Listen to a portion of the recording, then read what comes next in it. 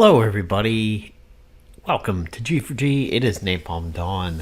Today we're taking a look at the next closed beta that Goofy is putting out since switching over to Unity. If you took a look at my last video, that was the first build that Goofy has made privately available to testers. And that was the first time I got my hands on a build of Unity coming from Goofy. Today we have an updated build that is considerably further along, and we are expecting to get through the first map of the game with proper combat. So as always, I like to unzip it in front of you guys so you can see the process, and also for you to know that reactions are genuine. This isn't planned or scripted. As always, I always have to spend the first few minutes of the video talking about the same thing over and over and all the rules of these videos. No, do not ask about any of the mobile versions, because there is not going to be a mobile version. I'm tired of explaining why you're not going to see an iOS version and why you likely are not going to see an Android version. Please check out the last video for that. No, you cannot necessarily get access to this build. I'm not at liberty to give these out. However, if you are capable of working the animations, Goofy would definitely like to talk to you. You do not need to be a programmer or a scripter or somebody who knows how to run around Unity like the back of your hand. You can still go ahead and take care of animating characters, heroes, enemies, etc. with just a minimal amount of teaching. Plus, if you are somebody who knows how to code very well in Unity, then Goofy definitely would like to talk to you. One of the hardest challenges currently is gaining access to the missing XML. So the XMLs drive the spec ops. I believe, I forget the numbers that are missing, but we have a chunk of spec op related XMLs that unfortunately continue to elude us. One of the ways in which we could potentially recover it is if you have a device that had the Android version of Marvel Avengers Alliance on it and you never removed Marvel Avengers Alliance from that phone. We're not talking about, oh, you had it but you uninstalled it and you can still find the APK. That's not going to cut it, because the APK is just an installer that then contacted Playdom servers and said, here's my security badge, let me in the building so I can get the rest of the stuff. That's not going to cut it. But if you have an old phone or tablet, Android only, not iOS because it would have to be jailbroken, but if you had an Android device or an old Windows device that had the Windows Store version of Marvel Avengers Alliance back then, definitely let us know. But again, this is not, installing it today doesn't do anything. You had to have had it installed when the game was live up until 2016 and then have never removed it from the device. And again, those devices would be an Android device or a device that was running the Windows Store, like Nokia devices at the time.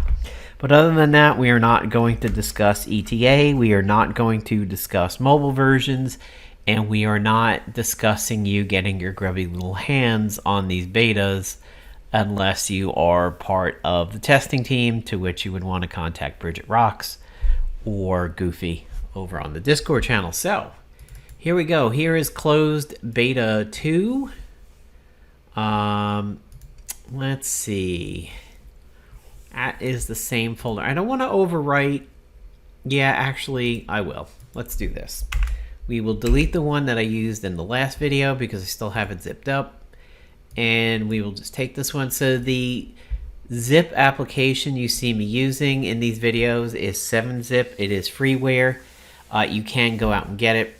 I do have on some computers my old hacked WinZip, because who wasn't a hacker or a Whereas Kitty back in the day, if you didn't have registered versions of WinAce, WinRAR, or WinZip, you could never call yourself a pirate unless you had hacked versions of those games. Again, we're going to talk about the fact that you can tell this is a Unity build because you can see the Unity crash handlers, the Unity player.dll, and mono bleeding edge. No, that is not a reference to the game on the Xbox store. This is different. This is always something you see with Unity-based items. So, let us take a first look at closed beta 2 of what could potentially turn into beta 4 when it goes public. Another question I'm going to deal with, I see a lot of people in Facebook asking, okay, so once 4 drops, say Goofy's happy with beta 4 and he releases it, how soon do we get a actual release candidate of the game after that? And the answer is that is up to Goofy. I cannot answer that right now. Let me just check something real quick. I cannot answer that right now because that is totally on Goofy, and some people are kind of making the assumption, oh, well, you know, if beta 4 drops here in October, we'll see the release candidate by the new year, right? Not necessarily. It all depends on the speed in which Goofy and friends work on the game and how quickly he gets to a point where he considers it a release candidate. So, unlike last time, this is pretty cool. We can resize it. Always good to see that. And you can see some art in the background over there. Hitting collect all in this version does not up your money. Things do look pretty good. I will say the 3 out of 3... is that Spec Ops energy? The 5 out of 5 I think is PvP energy. The 3 out of 3 was simulator, maybe? A little pixelated on that font. Seems more pixelated than, say, the gold and silver. But, little pixelated there. Let me see if I shrink it back down to normal. Even at normal resolutions, it seems like it's maybe still a little janky over there. Okay, team button looks like it works, and we do get some of the original heroes. I actually believe this is where the original release of the game ended for its beginning characters. Let's check the sort. Sort seems to be working. That's pretty cool. And it looks like all of these characters are unlocked, so you're not spending any currency to currently use them, which is good because we don't have them. You can see that the fonts are not the originals, but they are looking pretty good. The Phoenix looks fairly original. All Recruit, ISO, 8, Actions, and Bio aren't, but they still look very good. I'd say they fit pretty well. Actions is maybe a little big for its tab, but then again, how do you decide on the design element of that? Do you make it fill the tab like the others tend to do, or do you shrink it and thereby making it kind of a different size from the rest? So far, things look really good. It is performing properly. Store doesn't go anywhere. Simulator, I would definitely expect not. Research and collections don't. Mission, still that font looks a little off on Mission for me. This one tends to get me. This one, I don't know why, this one always tends to be big. I think maybe it needs to be a little bit smaller so it's a little bit less tall in the button. The blue buttons down here seem pretty good. I think maybe what it is also you see the text here is kind of bluish to match the button. I think if this was slightly greenish to match the button, maybe that would be okay. I'd have to check. Maybe towards the end of the video I'll pop over to my YouTube channel. So here we have start and challenge mode. Chapter select buttons do seem to work. So let's take a look over 12 and wave at 12.2 while we're there. There it is. Or is it 12.4? think it was 12.4, wasn't it? The infamous farming mission, but okay. So chapter buttons are working, and you can see the new feature called One Shots has a tab. So this is something we need to talk about. Spec Ops will be permanent. They will not be time-oriented. So let's say that this game goes live, fully live on January 1st of 23. And Spec Ops 1 releases 2 weeks later. But you get into this game, you find out about this project in July of 2023. Have you missed out on any Spec Ops that have occurred since the beginning of the year? The answer is no. Because once the Spec Ops releases, it stays there, and you can continue to earn energy for that Spec Ops, and you can play it whenever you want. So you will never get behind. The only way in which you will be behind is if you are just simply not playing. You will not be as restricted on gold and stamina as the original. Also, things that used to take time, like flight missions and training, they will now be based on battles. Therefore, if you are a super active player, you will progress quickly. But if you were a set it and forget it player, like somebody who would run jets on a 12-hour cycle, it's going to be a little different for you. You will get the benefit from playing, not from resting. I do believe that when we talked to Goofy in the beta stages, because there was a 6-hour jet and a 12-hour jet, we talked about the possibility of adding an 8-hour jet, which lines up more properly with people's sleep. However, we are doing jets based on missions rather than time.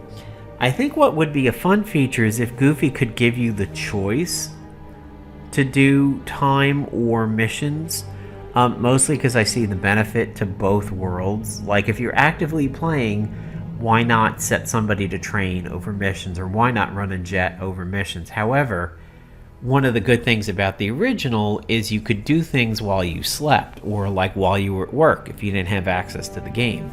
So you could set jets and training to go based on time. I don't like making extra work for Goofy. I'm one of the least hungry people in that category. However, if you did have that ability to do certain things based on time, like maybe run 2 of your jets on time, or maybe eventually have 3 training slots open where one of them is time-based and the others are mission-based, maybe that'll be a fair balance. But let's go ahead and get into what you're here for, which is short-haired Maria Hill telling us we're not the only ones who noticed the energy signatures. Apparently my cat Chewy has noticed the energy signatures too, because he wants to yell at me.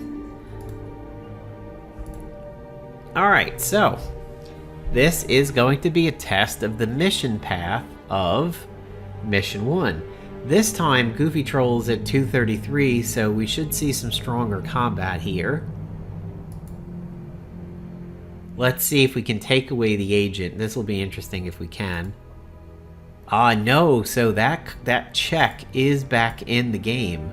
You cannot take the agent out of the game. Health bars for enemies and heroes are looking pretty good. When I see Agent Goofy Troll, the font and everything looks good for the bar. When I see Daredevil, it looks maybe a little small, but that's just nitpicky stuff. Here's a tooltip for moving over an enemy. Here is a tooltip for moving over a hero. We do see that sometimes we still have the double buffs listed like Blindside, but other than that, it's looking pretty good.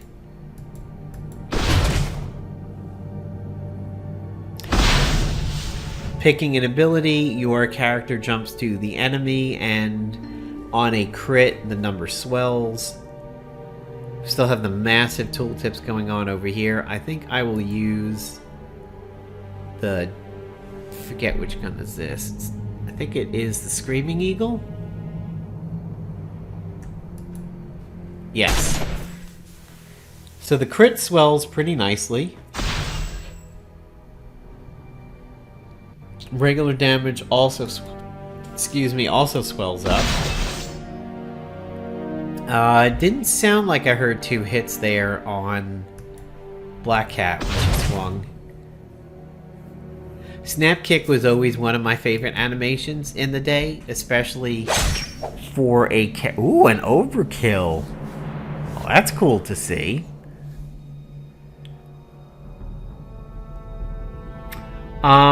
The post-combat results, I think, need to be center justified. That looked to be left justified, and the score was very, very far away from the text. If I remember correctly, I think everything was center justified, but again, I'd have to go to YouTube for that. Let's go with Cyclops and Colossus.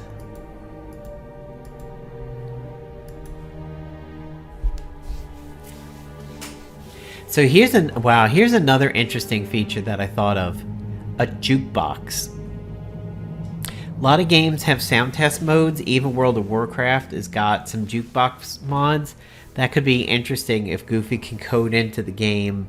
Not when you're in combat, but like maybe when you're out at the helicarrier. A little jukebox that allows you to pick the soundtrack song that you're interested in. I'm being really awful. I'm so sorry. I'm suggesting things when I say I'm not trying to give Goofy extra stuff. I'm not. I'm just spitballing over here, obviously. Spirit 76 is trash, but shot like 3 times, I think. We do have a null reference exception down here. Object reference not set to the instance of an object. Don't ask me what it means. AoE Mega Optic Blast did really good damage to the primary target, but only did 1 damage to and Splash. That's a little weird.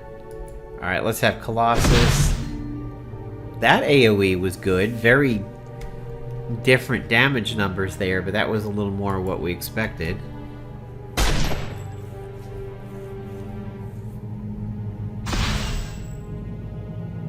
Damage looks pretty good. I would say... See, now, if you remember, when the game was live on Facebook, you had the ability to speed up combat. You could either do slow combat or sped up combat. If this is what's considered the slow combat, I think that would be okay.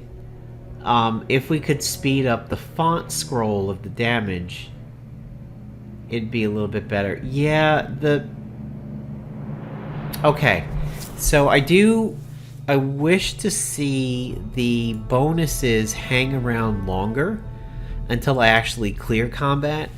Sometimes, I mean, it was very, very popular when the game was live to like screenshot your bonuses if you were doing group bosses and things like that, or score challenges. The fact that it just scrolls and goes away, I would like to see it stay until I actually get rid of it. And here we are fighting Viper.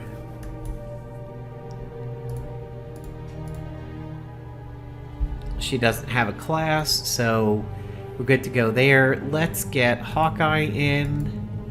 Let's get Hulk in there. And let's try Abort. Okay, so Abort does take you out properly. I'm going to go to Team. I'm going to go to oh boy. There's Mockingbird again.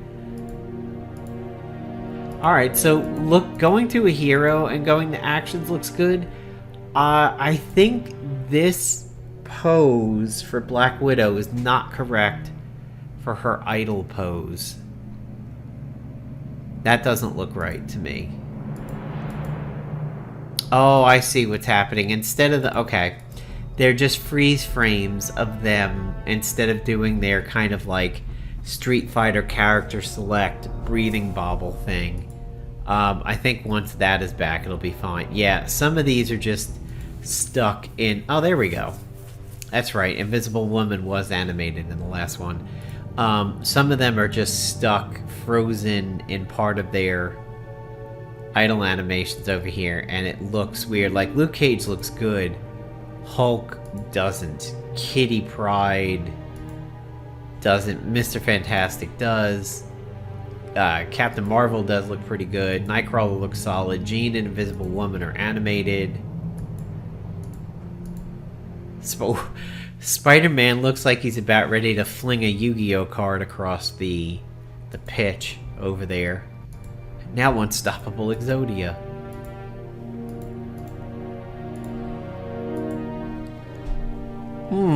How about you go to the Shadow Realm, Yugi? Alright, so here we are with Hulk and Hawkeye against Viper.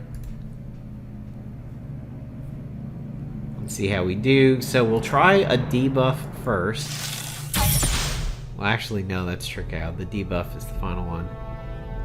He's got some beefy hit points over here. But Screaming Eagle comes through again.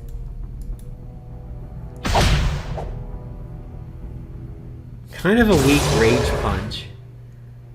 I don't know what that extra sound was.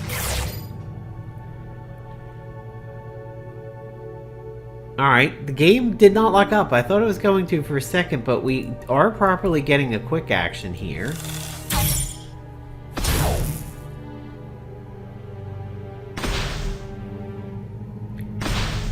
The boss is getting 2 turns. My agent, I'm going to go ahead and rest. And stamina recharge worked. That's good. But we also need to see if the agent is going to be poisoned when it's his turn again. Hulk is doing the least amount of damage of anybody. It's kind of funny. Well, alright, Hawkeye's coming in a little low. Oh, that's what the sound was. Wow. That sound is a little bit intense for being poisoned, but the debuff works. Hulk has no buffs. Oh, there we go. What is the... When am I getting the new text? Is that an in-between? Hulk, new text. Okay, I see what it is. The tooltip doesn't update. Okay. If you go from character to character, the mouse over doesn't update initially. So Hulk, Hawk... Yeah. It's stuck, and then you can get it back. Or actually, maybe there's a region. There might be a region of the screen that just isn't doing it. It's hard to tell. Wow, needle gun coming in spicy. Hulk is poisoned. She-Hulk thunderclapping them Daredevil cheeks. I love the meme that's going around of that, like, this is not what we meant by Daredevil is in She-Hulk. Sorry, I hope that wasn't a spoiler for anybody, but I'm sure you've encountered that by now. It's almost a week old. The poison's doing some good damage.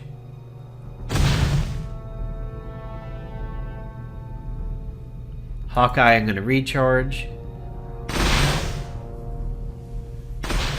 So now Viper's bleeding. Yeah, that poison sound is a little too intense. That's the sound of a monster roaring or charging up. That's not the sound of poison. I'm pretty sure the sound of poison would be every rose has its thorn, and Viper is dead. So you don't have to hear me sing, which is a good thing. Yeah, I definitely want to keep the rewards up on screen until I'm done. Okay, so there we go. Chapter 1, Mission 1 is fully playable in this build. It does look like we can get into Mission 2 over here, so let's bring it on down for the ladies. Man, their Kitty Pryde is just raring to go. She just wants to get at these guys. Photon Blast, pretty good damage there. The kick from Kitty used to be somewhat decent. Okay, respectable.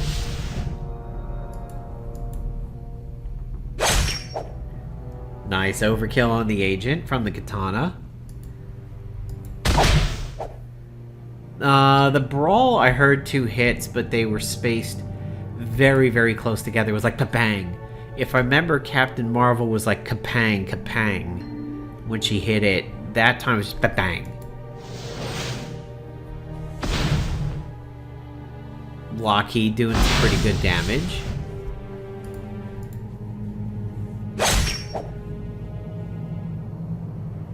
And the katana getting another kill.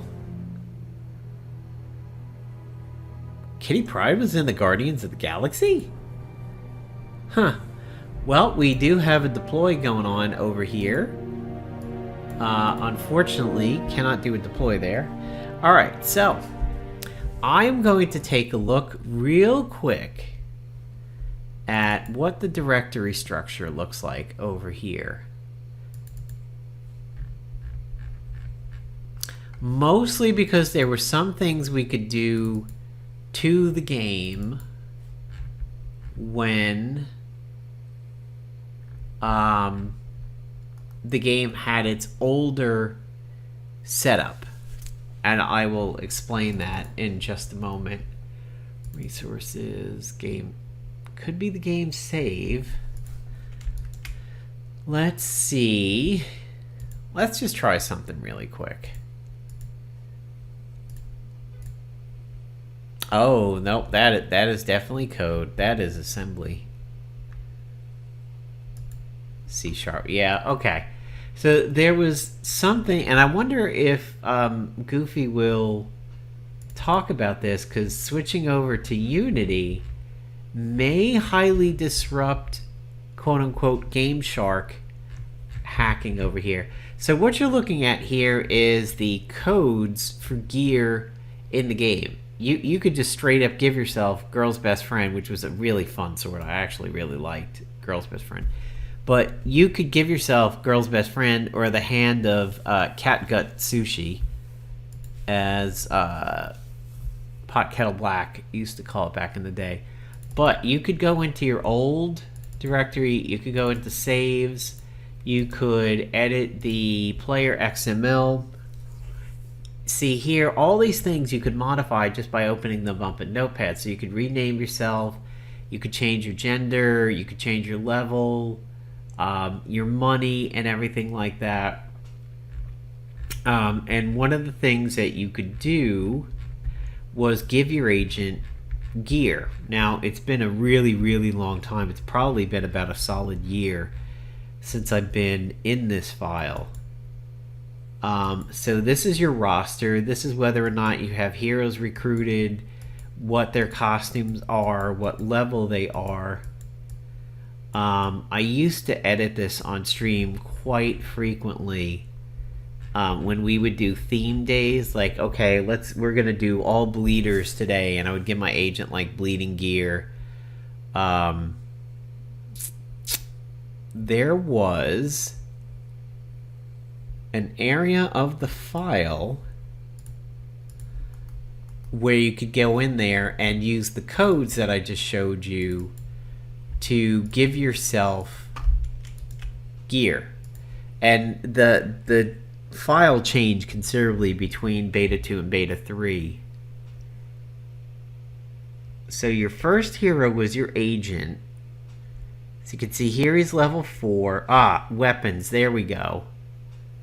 Weapons, there's a code, but it's only one weapon. It should have 4. But yeah, this is the code that I'm looking for. So you could take that code, that EDA that we're looking at over there, and take a code from here and paste it in to this weapon slot over here.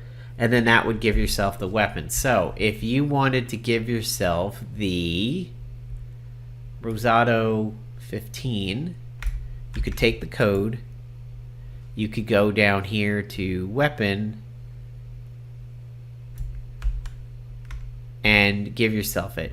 Now, that this isn't going to make much of a difference in beta 3 because you could not see combat in beta 3. It all occurred behind the scenes. But if we were to take a look at player XML for beta 2, heroes, let's actually search for weapon. Find. There we go. Okay. So the Rosado 15, we're going to paste in here to that. We are going to go ahead, save this, back out, go to beta 2, go to slot 1, and you will be in for a small surprise when we see the agent, who's everybody's Mockingbird, but there you go. There's the Rosado 15. I coded that in manually. I don't know how that's going to work in the Unity build because, as you can see, we have a saves directory over there, but when we go into Redux, we don't. So I think Goofy will have to reveal how you might be able to do that same kind of configuration with Unity, if it's even still possible. I don't know. It's not really cheating because alright, you were playing Doom and you IDDQD'd yourself, who honestly cares? Who cares if you gave yourself an invincibility hack or all armor or something? That's between you and your gaming god, really. You're not competing with anybody to do that. If you want to give yourself the cube on day 1, you can absolutely do that if you want. It's just between you and the spirit of the game at that point. Unless somebody was having a competition of like who's going to be the first level 200 agent or something like that. But yeah, Goofy may have to get into a discussion with the community if he wants to about how to quote-unquote hack the game now that we are under Unity, because as you can see, it is a little bit different. So there you go, guys. There is the second version of closed beta 4. Goofy can tell you down below how close he thinks he is to releasing the public candidate for beta 4. And I hope you guys are waiting with bated breath for it. Thanks for watching the video. Take care, everybody.